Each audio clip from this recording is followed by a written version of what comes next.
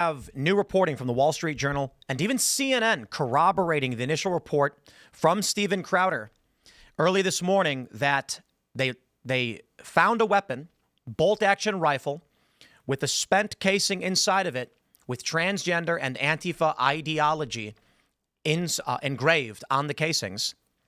And so we're bringing you this special live stream right now. We are both on Rumble and YouTube. We're gonna show you a lot of the breaking news that we have right now. We've got a satellite shot where we believe we know where the shooter may have fled to. Now I'll mention a few things. CNN, while still corroborating the story, did not report on the nature of the ideology, just that they were cultural scribblings of some sort or cultural references. The Wall Street Journal has, of course, confirmed that it was transgender anti-fascist ideology.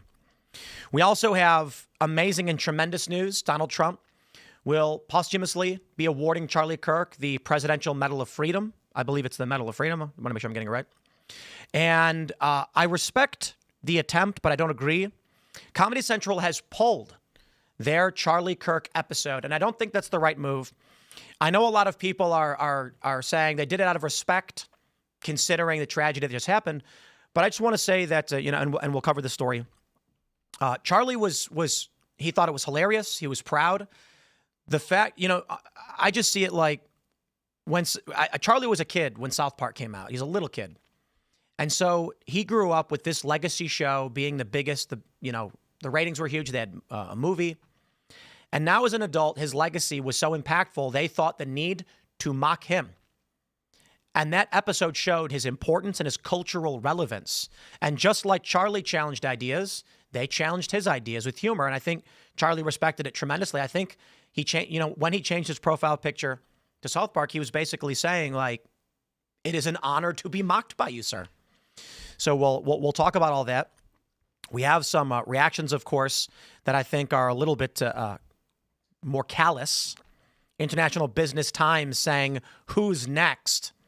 So we'll talk about that. And then, of course, we're going to be joined by Connor Tomlinson at 12:30 to talk about his view on the violence, but not to mention the impact that Charlie Kirk had, overseas in the UK. For this special morning show, Tate Brown is actually joining. Yeah, good afternoon, He is here as well. I think we have the camera set up. There he is. Look at him. He's sitting there. Good afternoon, everyone. Obviously, you've seen me relief host, that sort of thing.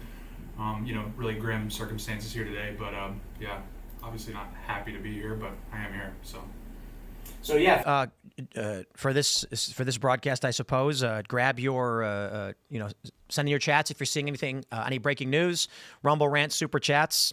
We're going to be jumping to Rumble exclusive uncensored for 12:30. Usually we just do this live show. This live show is just Rumble for their morning lineup.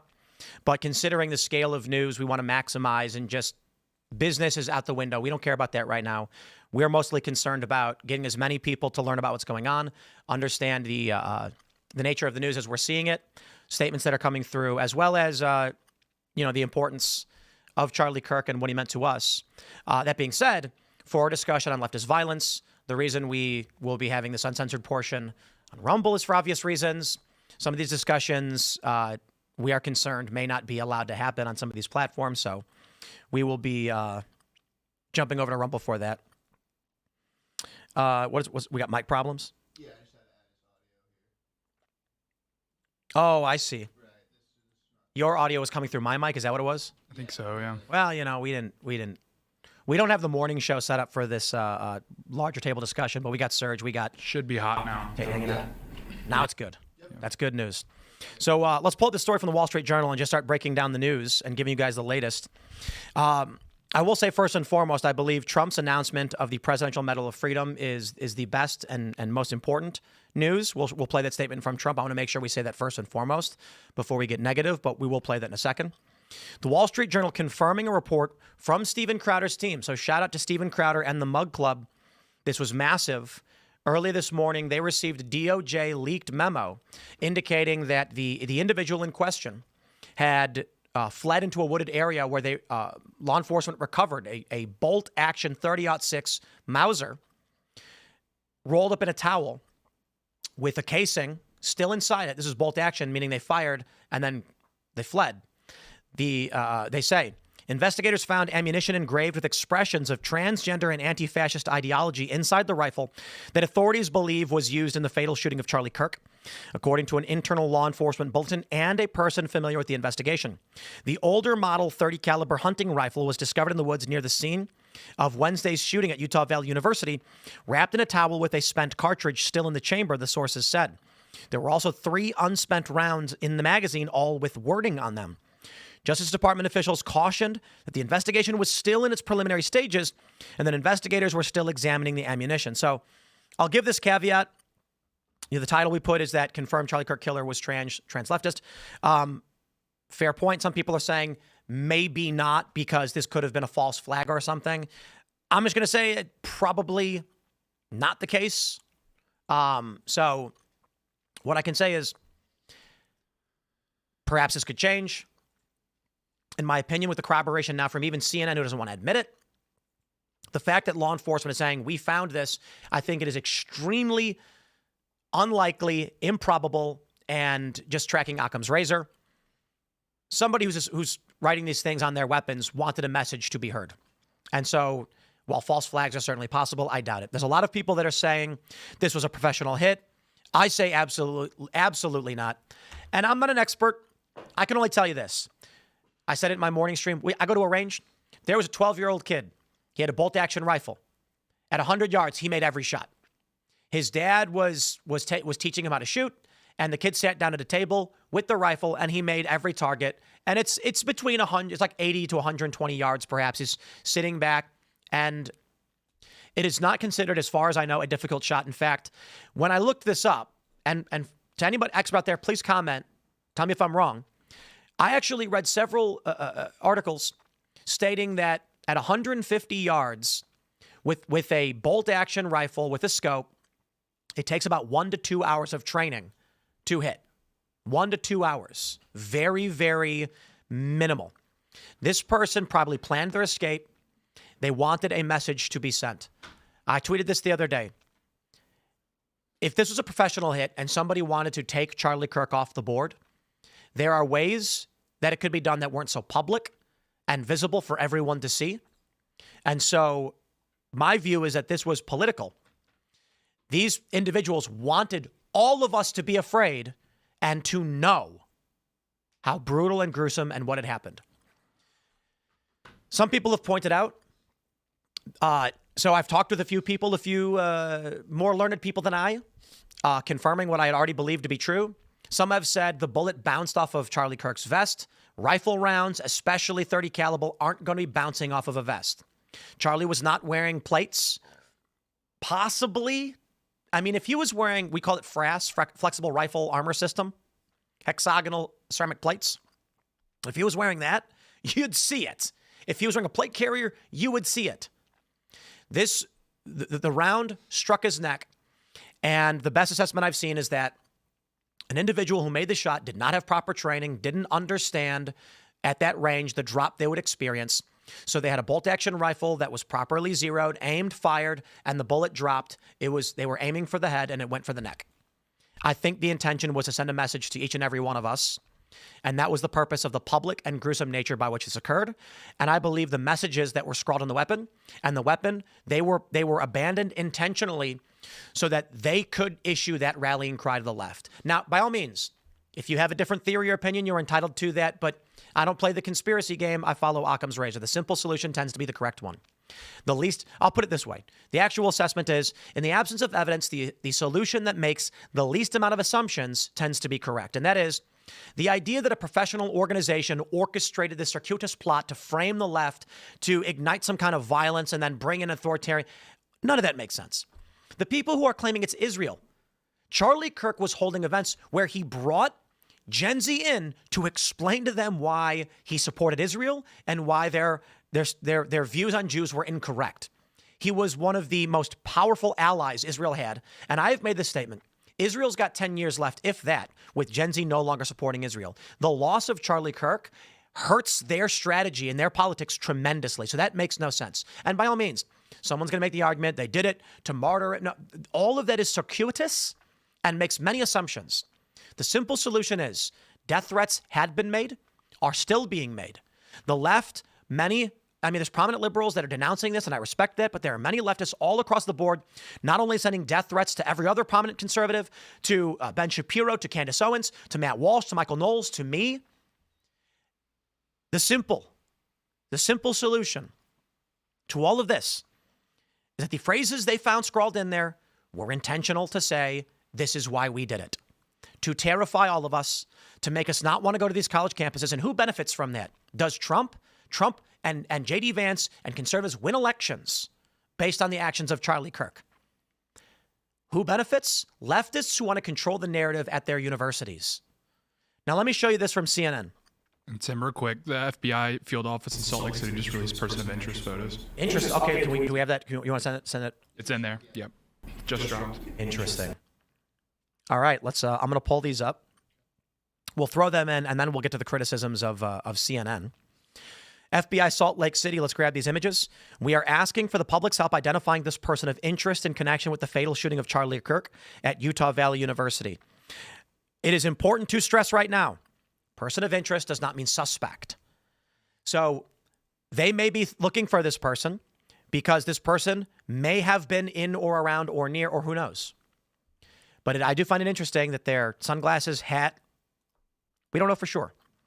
I will stress this. There are images going around of individuals, and I'm going to keep this vague because I don't want to put anyone on blast. People are sharing images of individuals who were there.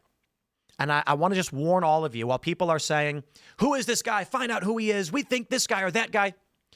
My understanding is that some of the people being identified are actually Charlie Kirk's good friends. And people are so desperate, I understand why, to figure out what's going on. They're sharing images of people who worked with Turning Point and were there as friends of Charlie's to help him. Just be careful. When they say person of interest, we don't want to jump ahead of ourselves. This person, for all we know, may have witnessed the shooter. And they're saying they're looking for this person because they want to ask him what he saw. For all we know, this person was seen going up to the roof, and maybe they are potentially a suspect. But the FBI says person of interest, so take that for what it is. And once again, here are the images. I recommend you guys take a look at the FBI Salt Lake City on X so that you can see this for yourself. And if anybody has any information, please reach out to the FBI. Talk to the police. That's a funny one, right? If you know anything, if you have any videos. And furthermore, the threats that our team here is receiving and many others, we're being instructed ourselves to be in contact with the FBI. But I feel like the left has just been given a green light. This terrifies me. I know Steven Crowder has talked about we don't want escalation. We don't want conflict. But we understand the threats, the violence, etc. And we have to be safe and we have to be careful. So we'll jump over to the CNN article. And I want to show you this because this is what's causing the problem. And this is what has me very, very worried. Federal officials probe rifle and ammo scrawled with cultural phrases after Charlie Kirk killing. A range of phrases related to cultural issues were found scrawled on a rifle and ammunition found in the woods near where conservative activist Charlie Kirk was murdered on Wednesday, according to sources with knowledge of the investigation. Authorities are analyzing those messages as they seek to identify a suspect in the killing, sources said, but it's not yet clear if they point to a motivation in the attack. That is a lie. Crowder published already, and the Wall Street Journal corroborated. We know what the motivation is, but CNN is lying, and because of this, the regular people who follow CNN do not understand the current threat that we are facing from radical leftist ideology. And the response they give us is, yes, but I don't care if you think the right is violent. By all means, any violent right-wingers, we can arrest them all the same. If anybody is on the right, anybody is Christian, Jewish, Islam, Buddhist, whatever, I don't care what their background is. People who are threatening violence, preparing for violence, and engaging in this should be arrested. Right now, there is a concern that Charlie Kirk was killed because of radical leftist ideology. CNN is obfuscating these details, in my view, intentionally for political reasons. And because of this, the public who relies on CNN is ill-informed. So, we got a studio show or? No, it's all good. So moving forward, they say, Authorities are analyzing the messages, but it's not yet clear if there's a motivation in the attack. Among the markings were initials that authorities are seeking to match with suspect profiles, one source said. Robert Bowles, the FBI special agent in charge of the Bureau's Salt Lake City office, said at a news conference this morning that agents recovered a high-powered bolt-action rifle in a wooded area where the shooter had fled. The FBI laboratory will analyze the weapon, Bowles said. So we have Google Earth pulled up at UVU, and we can see here. Let's grab the rooftop where you can see it's actually pretty small. Right here, this is where Charlie was. This is the roof where they believe the shot was fired. Now, there are a couple of, quote, wooded areas, but if we zoom out, Serge just pointed this out to us right away when the news broke. There's no wooded areas. There's no woods. It's a desert. He didn't flee all the way to the mountains, closest woods. So when you zoom back in to the building in question, which is here, they believe the shot was made from this distance, which is 455 feet. There are two areas that make sense where he may have dropped the weapon. These row of trees, I wouldn't necessarily call a wooded area, but perhaps. You can see here there's 9 trees in this 3x3. There's a little bit more than that around it, but perhaps he went in there. Considering it's only a handful of trees, I don't think that would be the spot. I'm not entirely sure, but when you come over here, this seems to make more sense. So the belief would be then he fled from the building, and these are the closest quote-unquote wooded areas. You have this row of trees, which I don't think anyone would qualify as a wooded area. Maybe. This, maybe, not really. But if you look right here, this actually looks like a decently wooded area. You also have, across the street, these trees. But again, I think the probability lies with this area, which is a bit denser, which looks to be a cluster of trees, many, about 30 or 40 trees. So perhaps the individual then fled to these trees, dropped their gear, left the weapon behind, and fled. Now, I've had people tell me they believe it was a professional hit. I believe that's not correct. I don't think that makes sense. And their argument is, he got away. How is that possible? So let me just say this one more time. I don't believe it's possible. Maybe I'm not right about this, that a 30-06 is going to bounce off of a low-grade vest. Bulletproof vests don't stop rifle rounds. And for that matter, I think people believe too much in the movies that, look, I'll just put it like this. Most premeditated murder is unsolved. The rates are different for jurisdiction, but they tend to go unsolved because people plan and they get away with it. So when people say, how could this person have gotten away with it? Well, first, locating the vantage point by which the shot was taken is not something they would immediately recognize. That is, when the shots were fired, the first thing that happens is they immediately tend to Charlie. Secure the immediate perimeter. People are running and fleeing. You've got a decent minute or a couple of minutes where there is panic, especially with the priority being Charlie. This means the individual on the rooftop has several minutes before anyone even considers this rooftop. So even if they begin searching, there are other points where it could go. Now, the security experts probably have a general idea of the area that it came from, especially from the videos, but this takes minutes. An individual can run. Somebody who's untrained, what are they going to clear? High adrenaline panic, a mile in 8 minutes? I'm being generous. Let's say this person actually premeditated this and did some basic training. I'm not talking about serious training. I believe with what is it? Do you guys think a 6-minute mile is unreasonable for someone high adrenaline? Yeah, it's with basic training, running full speed. Feasible. So we're saying that within a few minutes, this person flees from the building, runs several hundred feet. That's it. This probably took only 2 or 3 minutes to discard the weapon and merge with the crowd, change their clothes, allowing them and affording them the opportunity to escape. I think that is not unreasonable. I don't know for sure. Who am I? I'm just some guy. But we do have a bit more to go over. So again, we'll carry on with this, my friends. And for those that are watching, I will just stress once again, we do have an interview. We'll be joined by Connor Tomlinson. That will be at rumble.com/Timcast in about 10 minutes. With all due respect to the breaking news, we want to maximize reach and make sure everybody understands the seriousness and how much we care about this. The business is out the window. We're not looking at sponsoring or anything like that. The reason for bringing the uncensored portion to Rumble is because concerns of censorship over the serious nature of this and the limitations we have with platforms outside of Rumble. So just so you understand, In 10 minutes, we'll be moving over to rumble.com/Timcast for the more uncensored portion of the show. We do have this from the internet. There's some videos we want to show you of the aftermath. And I think with respect to YouTube for their rules, I'm not trying to disparage the platform, though I do have criticisms over their censorship. Rumble affords an opportunity for us to show you some of these videos that I think are very important, not of Charlie, but of the activist events and things that are happening in this country that I think are important for us to break down. International Business Times published this story. First, Charlie Kirk. Are Candace Owens or Ben Shapiro next? This is absolutely disgusting. Completely inappropriate. Now, by all means, read an article saying conservative influencers are fearful of the security threats to them. That I understand. But to say, are they next? Lord have mercy. We'll come back to these conversations as we get into the more serious nature of what we're seeing. But for the time being, I want to at least show some of the positive news that we have. And it's hard to be positive right now. Trump says he will award Charlie Kirk the Presidential Medal of Freedom. I just want to say, Trump and Charlie were friends.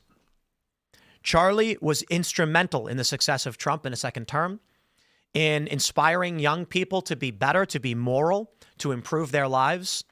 I have seen ridiculous conspiracy theories insinuating among the left that Trump was upset that Charlie Kirk wanted the Epstein files released, and that they are actually trying to argue online that Trump orchestrated this as a threat against Congress over Epstein, that Trump would somehow be involved in the death of Charlie.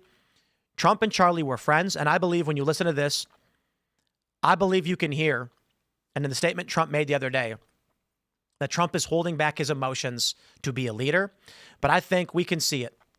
There are many people who are trying to maintain their composure, and Trump absolutely needs to, but I believe Trump, a friend of Charlie, was devastated by this, and we'll play this video for you. Thank you very much, everybody. Thank you very much. Before we begin, let me express the horror and grief so many Americans at the heinous assassination of Charlie Kirk have felt. Charlie was a giant of his generation, a champion of liberty, and an inspiration to millions and millions of people. Our prayers are with his wonderful wife, Eric, and his beautiful children. Fantastic people they are. We miss him greatly, yet I have no doubt that Charlie's voice and the courage he put into the hearts of countless people, especially young people, will live on. I'm pleased to announce that I will soon be awarding Charlie Kirk posthumously the Presidential Medal of Freedom.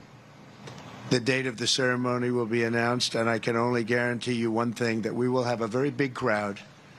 Very, very big. Tremendous respect to the president. I do agree. There's talk of a return to Utah. Alex McRae super chatted saying that you were misinformed. He was hit in the chest and the bullet ricocheted off. There are slow motion videos showing this, and if you watch the gruesome video, even at normal speed, and watch the left upper side of his T-shirt, I don't know by what force of nature a 30-06 round is going to ricochet off of a chest, unless Charlie had. What could possibly cause that? I mean, there's no vest that's going to do that. Yeah, no. It's a very large bullet. People keep saying this. What I've heard is that it's his microphone. He's getting hit, and the microphone is flying up. This doesn't make sense to me. What would Charlie possibly have that could ricochet such a large round?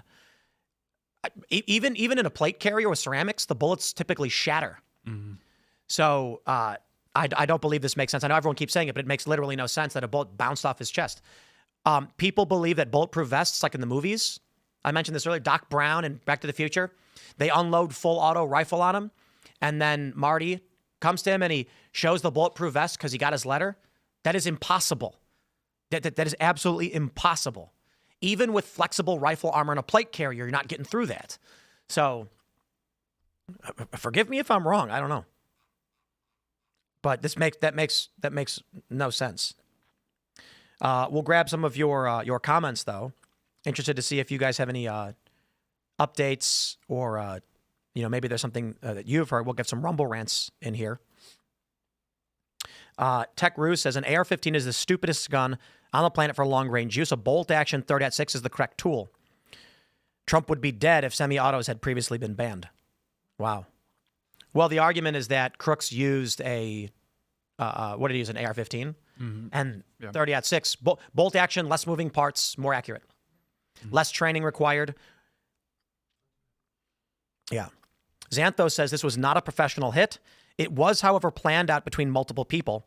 It's time to classify Antifa and those that fly the flag as domestic terrorists federally. No such classification exists.